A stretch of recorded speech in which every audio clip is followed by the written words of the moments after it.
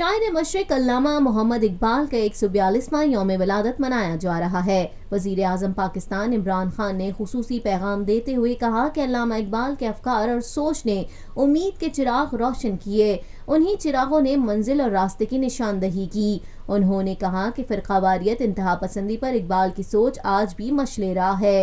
अल्लामा इकबाल ने जिन मसाइल की पेशगोई की, आज हमें उसी का सामना है। उनका कहना था कि अल्लामा इकबाल के नज़दीक अमल ही ज़िंदगी है। खुदी पर अमल से पाकिस्तान को अक़वाम आलम में असल मकाम दिला सकते हैं। अजीम मुफक्किर की फ़िक्र उजागर करने के लिए हुकूमती सतह पर खुसूसी प्रोग्राम किए जाएं।